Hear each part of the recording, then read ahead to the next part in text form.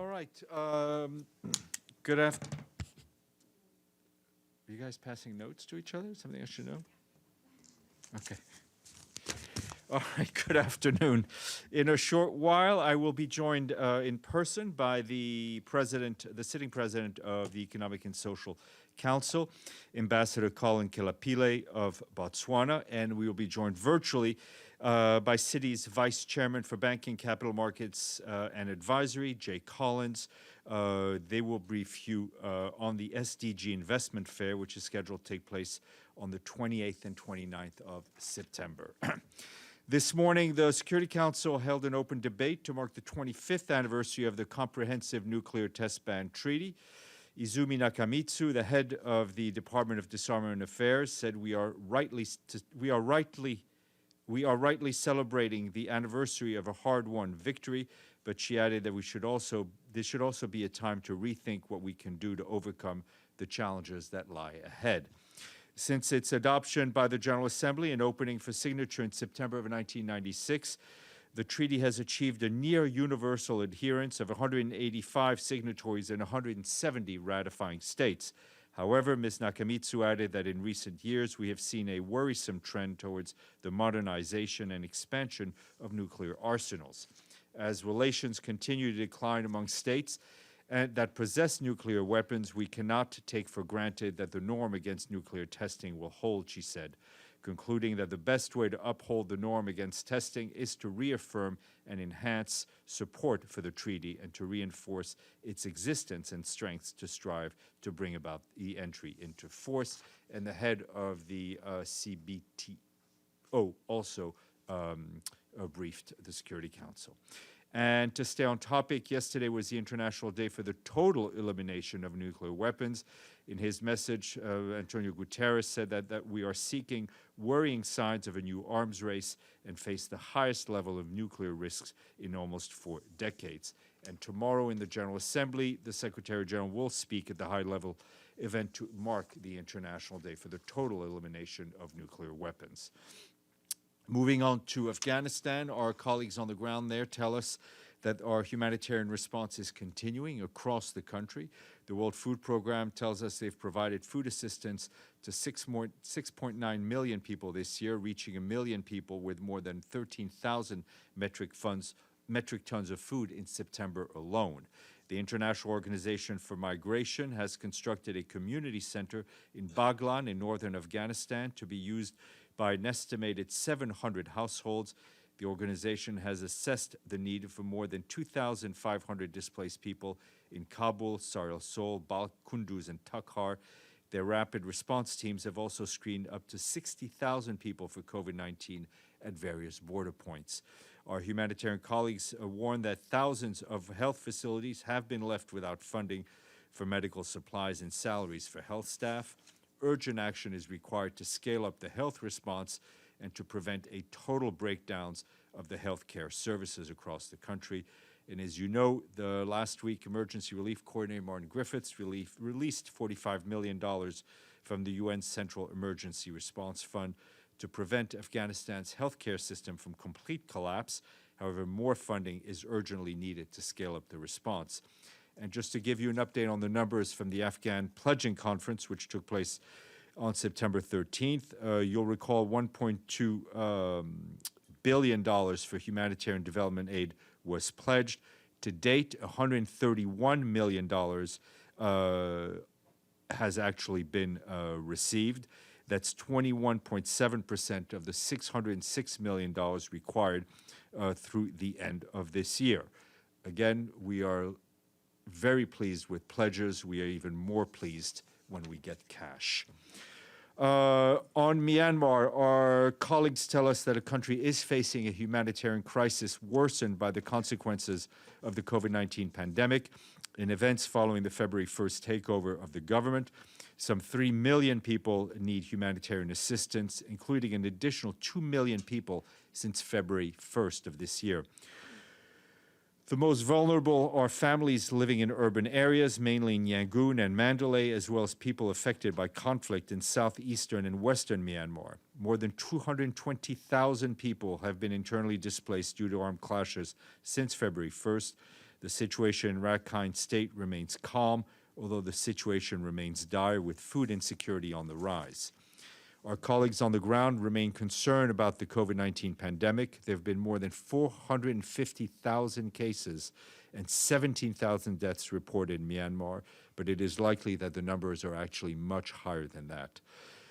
We, along with our partners, have been working to help people impacted by displacement, growing food insecurity, and the COVID-19 virus. For example, WFP has helped more than 800,000 people in Yangon alone since May. But we are facing challenges, including insecurity, bureaucratic impediment, and disruptions to the banking system. The humanitarian response plan for Myanmar for 2021 requires $276.5 million to help more than 3 million people. It is only 47% funded. And I want to let you know that Andrew Kirkwood, the acting resident coordinator in Yangon, will be here to brief you virtually from Myanmar on Thursday. Turning to Somalia, the Secretary General strongly condemns the terrorist attack that took place on 25th September in Mogadishu, in which at least 8 people were killed, including Ms. Hibak Abukar, the advisor for women's affairs and human rights in the office of the Prime Minister, and she was a tireless advocate for women's rights in Somalia. The Secretary General expresses his deep condolences to the bereaved families as well as to the government of Somalia and the people as well, and wishes a speedy recovery to all those injured. And he hopes that the perpetrators are swiftly brought to justice, and reaffirms the commitment of the UN to support the government and people of Somalia in their efforts to achieve peace and stability. And our friends at the Office of Children and Armed Conflict have released a new report on Yemen. The country report, which covers 2019 and 2020, documents grave violations committed against 3,500 children in Yemen. The denial of humanitarian access, killing and maiming, and the recruitment and use of children were the most prevalent of the grave violations documented against children. The denial of humanitarian access, where nearly 5,000 cases documented, was the violation with the biggest increase. The Special Representative for Children in Armed Conflict, Virginia Gamba, is calling on all parties to the conflict to take measures to better protect children. Quick COVAX update for you from Bolivia, Paraguay, and Vietnam. Yesterday, Bolivia received more than 18,000 doses through COVAX, donated by the United States. This brings the total number of doses that Bolivia received through COVAX to nearly 2.5 million. The UN team in Bolivia helped with the logistics. Also over the weekend, more than 300,000 AstraZeneca doses arrived in Paraguay. These came through COVAX and were donated by Spain. Thank you. Meanwhile, Vietnam has now received 12.6 million doses of COVAX, in addition to other doses the government procured bilaterally. As of earlier this month, 40% of the population in Vietnam over the age of 18 has received its first dose. Very happy to report that the UN will be present at Expo 2020 in Dubai, which opens its doors to in-person visitors this coming Friday. It had been delayed because of the virus, but it is happening. The UN presence at Expo 2020 is an opportunity to showcase how the UN systems works to deal with the global challenges. In this instance, a large part of the focus is primarily on the Sustainable Development Goals, and we've invited participating countries to highlight their own work to achieve the SDGs. Today is World Tourism Day. The Secretary General notes that tourism continues to suffer enormously under the COVID-19 pandemic, and points out the first 5 months of this year, international tourist arrivals decreased by a staggering 95% in parts of the world. His full message is online. We start on Monday with a little quiz. We have a new member state that pays its dues in full, bringing us up to 129. That country hosts, according to the Guinness Book of World Records, the largest church in the world.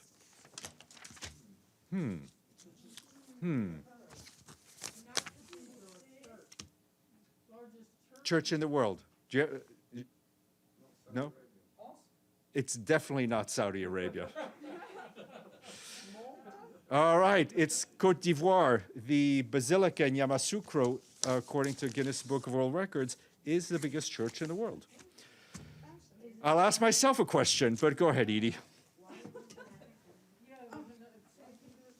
Okay, I asked and answered. Edie, please. On Afghanistan, The Russian foreign minister on Saturday said that Russia, China, the United States, and Pakistan are working together to try and to ensure that the Taliban keep their promises to have an inclusive government and including its human rights promises and respect for women's rights.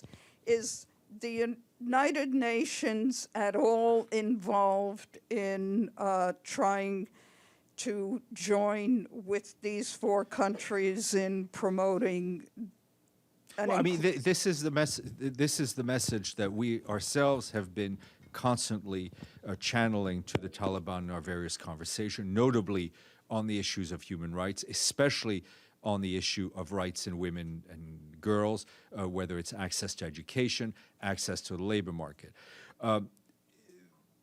I think, as the Secretary General said a number of times, you know, the UN alone will not solve this problem. It is very important for the neighboring countries, for those countries that have influence on the situation, to pass the same messages through their own channels and in their own ways to the Taliban. And a follow-up question. How many bilateral meetings has the Secretary General had? He's continuing today. We will have given the speeches are continuing today, the bilaterals are continuing today, we will have a wrap-up of all fund numbers by the end today or tomorrow. James and then Pam. So another question on Afghanistan. Clearly human rights are a concern for you. There has been an incident in Herat where the Taliban have killed suspected kidnappers and then displayed their bodies around Herat city, one of them hanged from a crane. Does the UN have any reaction to that sort of public display of execution?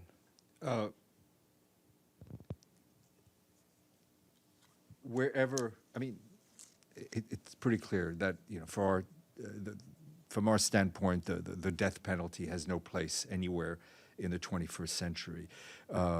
We stand against it everywhere. We stand against cruel and unusual punishment, anything that continues to demean human beings. And another question on Mr. Lavrov, who was here on Saturday in this chair. He was talking about Mali and the Wagner group, a Russian mercenary group that has been signed up by the Malian government to provide extra security resources. He said it was a legitimate deal with the current legitimate government. The Malian president said he had no choice to do this deal because the French were pulling out. What is the UN's response, given there is a peacekeeping operation there, to the government that you are there supporting, doing a deal with what is effectively a mercenary company? Look, Mali is a sovereign state with a sovereign government. The mission has its its own mandate. Obviously, working with the Malian government and other bilateral and bilateral forces, we will continue to uphold our mandate, and we will continue to report on what goes on in the country. But this company is the same company that's been accused of abuses in Libya and involvement in that war, where you said you didn't want any foreign fighters. So, are you a bit worried that that company with its background is the one that's involved? I will leave it at that for now. Thank you, Pam. Another Afghanistan follow-up.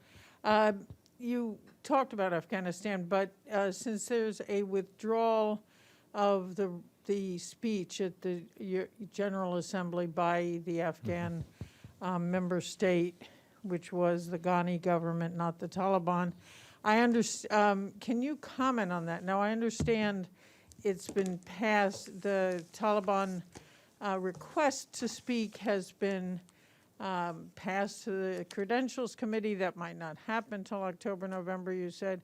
But is there something, any thoughts on the fact that it's sort of sad at this moment in time in Afghanistan that there's no one to speak for it from any side? Thanks.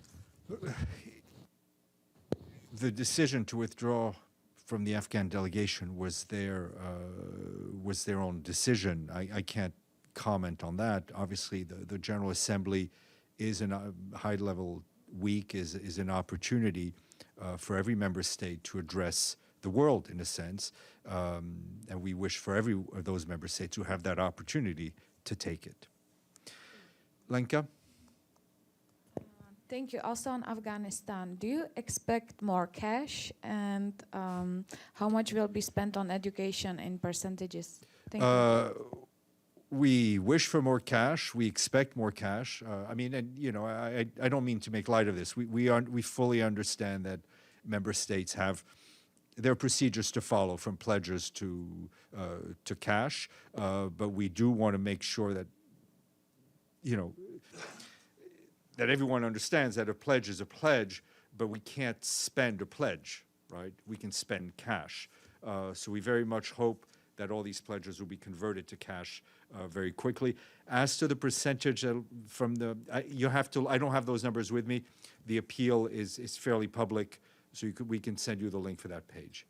Philippe? Yeah, just to be sure, on 193 countries, only 2 are not going to speak, Afghanistan and Myanmar? By my count, but I think we have to look at the speakers list. So that's by my count. But let's wait until the end of the speeches, and then we can do some tabulation. Gregory.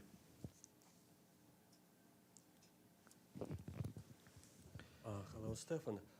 Maybe you've seen Belarusian Foreign Minister Mr. McKay made some allegations in his recent interview to national TV. He said that at the meeting with Secretary General, he warned UN not to interfere in internal affairs of Belarus. He also said that some UN agencies transferred money which were supposed to go to the people with disabilities to support protest movements. Could you comment on that? I've seen that. Yeah. I was hoping to have some language on that by noon. I do not have it with me, but I will circulate it as soon as I get it. Yep, go ahead, NHK. Yes, please. Okay, thank you, Steph. I want to ask a question about the Afghanistan speech at the UNGA. So could you reveal any detail on the conversation you might had with their Afghanistan mission when they request to withdraw their ambassador from the list? No, I mean, it's not so much of a conversation as we received a communication from them via email that they wish to be taken out from the speakers list, and we did. I mean, it's not so much of a dialogue as an information and instruction from a permanent mission about how they want to be on the speakers list. So when does this happen? Over the weekend. Over the weekend. Yeah. Thank you. Okay, Stefano, and then we'll go to the screen. Sorry, I'll come back. Thank you, Stéphane. It's about Libya. How much the Secretary General is concerned on the fact that there is no consensus on an election law, and this could all of a sudden derail the election, the December 24 election? We're very concerned at the disputes that we've seen between various parties in Libya, and we very much hope that things will get back on track to hold the elections in December that the Libyan people deserve and expect. But does the Secretary General have any advice, anything to? I think the advice that he has to Libyan leaders is to put the interests of the Libyan people first and foremost. Rick Gladstone, then we'll go back to Evelyn. Thank you very much. I'm sorry, I have a question on Afghanistan too. The speakers list today still lists the chair of delegation of Afghanistan as the next last speaker of the day. Is that? No, we're there. Does that mean somebody else is going to speak for No, Afghanistan? Rick, I will check again. The information that I have, which is still fairly fresh, says that there is no there is no one from Afghanistan speaking. It may be that the list has not been updated, but that's what he's not on the list that I have. It's So, in the journal. yeah.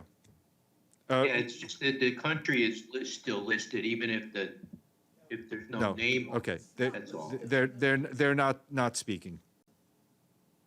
Okay, thank Okay. you. Thank you. Evelyn? Thank you, Steph. I also asked Lavrov on Saturday about Syria and the controversy on humanitarian delivery and whether Damascus thought UN deliveries were a Trojan horse. And he indicated that the UN and the ICRC had not delivered the goods that they had already prepared and promised. Do you know anything about that? Is it security or what? You know, I can tell you that we are working with the utmost resolve to reach every Syrian that needs humanitarian help wherever they are. Let's go to Iftikhar.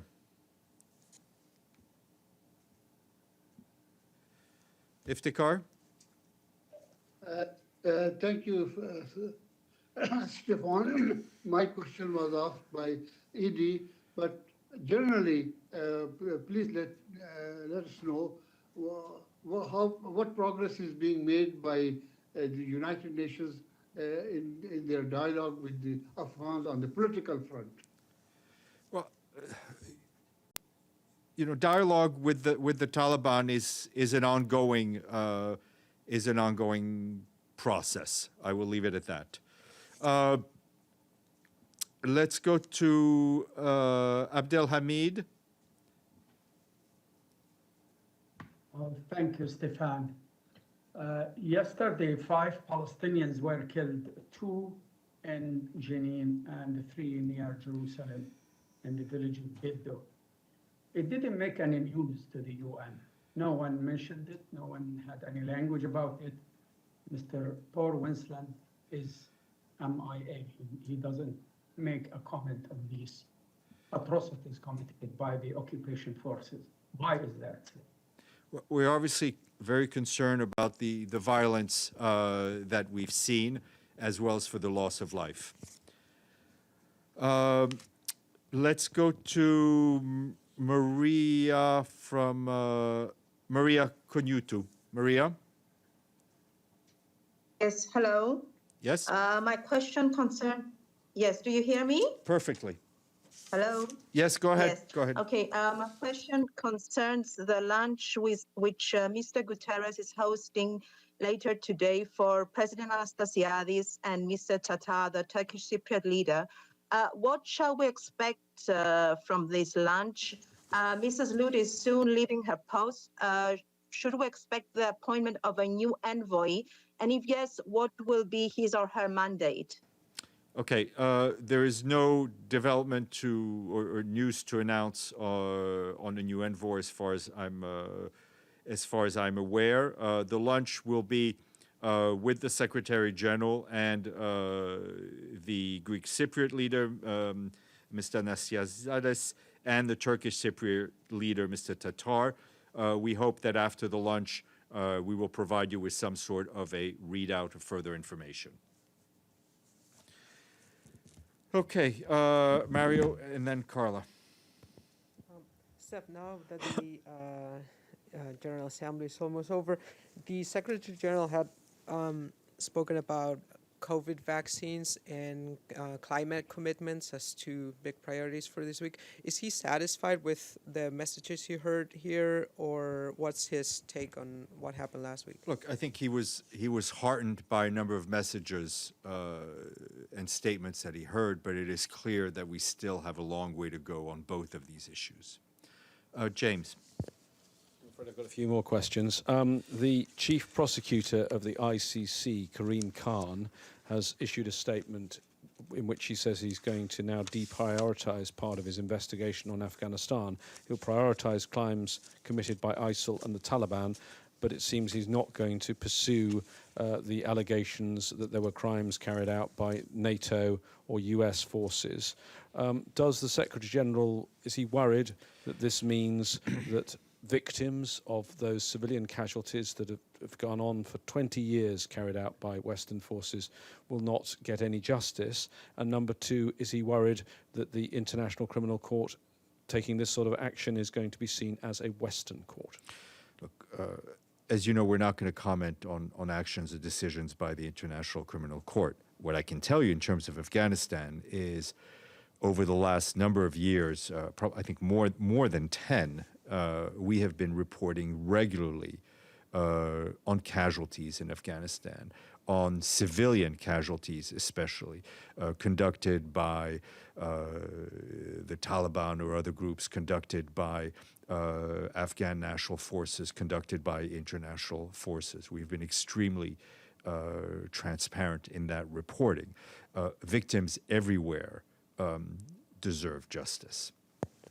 Another question from Mr. Lavrov's press conference. He spoke about... he spoke for 90 minutes. I know. You don't have a question on everything that he said. He's got lots of questions for me, lots of ammunition here. No, he spoke about the submarine deal with Australia buying UK, US technology, nuclear technology. And he said he was worried about that, concerned that it would set a precedent and that there would now be a queue of people wanting nuclear-powered technology for their submarine fleet. Is that a worry the Secretary-General shares? Look, I mean, I think the Secretary-General has not particularly pinged by that deal, but has a worry about the continuing growth in the armament business and the continuing arms race that we see in different parts of the world. And two final questions, post-UNGA questions. One, it was pretty much a normal UNGA. There were nearly the normal number of people around, perhaps not in the building, but in the area. But the one exemption from that was the NGO community, which are an important part of this ecosystem. When is the Secretary-General going to allow NGOs to properly participate, because they are very important? They are a critical part of the ecosystem in this building.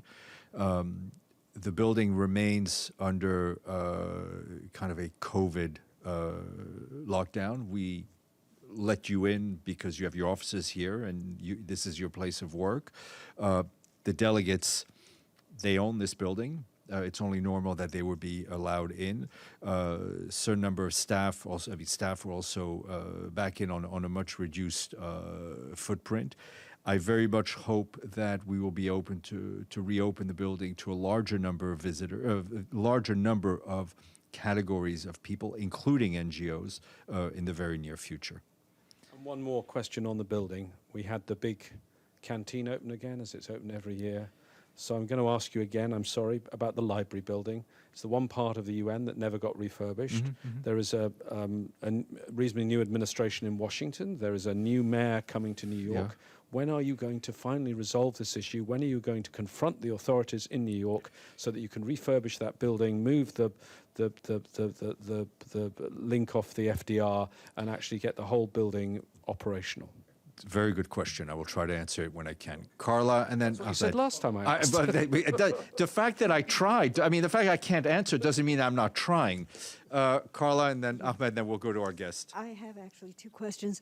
One, the nuclear-powered submarines. Two, Australia. Is that not a violation of Article 1 of the NPT? And a follow-up question is actually on a different matter.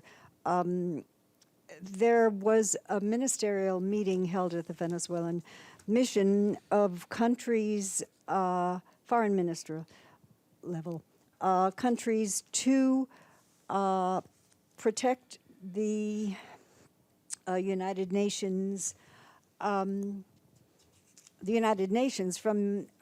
unilateral control. Does the Secretary General have anything to say about that movement?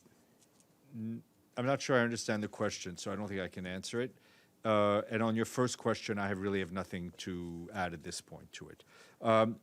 Yes, go ahead, Ahmed. Just a quick follow-up on James and Carla's question. Is nuclear-powered submarine considered an energy source? Does it fall under non-proliferation? or it's just as a usage of energy source? There is a difference, as far as I understand, between vessels that are nuclear powered and those that carry nuclear weapons. That's my understanding. Yeah. Yeah. Okay. But for the power, what would be the problem with it as part of the I think Secretary we've of reached my Lavrov? very limited knowledge of of nuclear propulsion. I should have or electrical attended the propulsion. Minister Lavrov press conference. I will not go toe-to-toe with Minister Lavrov on anything. Okay, one last question from Sukirti of NDTV India. My question is that earlier, am I audible? Yeah, please. So my question is that earlier this year, the UN Secretary General had expressed that he was encouraged by the fact that both India and Pakistan had announced a ceasefire along the line of control in Kashmir, and he had hoped that there would be further dialogue. However, contrary to that, we recently saw at the UN General Assembly, India and Pakistan exchanged very strong statements against each other, with Pakistan accusing India of perpetuating Islamophobia and India accusing Pakistan of continuing to shelter terrorists and is an arsonist disguised as a firefighter. So considering the kind of exchange that the UN witnessed between India and Pakistan this time, is the UN concerned about peace in that region? And is the UN Secretary General planning to speak to leaders of either of these countries? You know, we heard the remarks, and I think despite the tone and the content of the remarks, we also always remain hopeful that dialogue can happen maybe in a place that is not under the spotlights. Okay, thank you. I will get our guests and be back 2 seconds.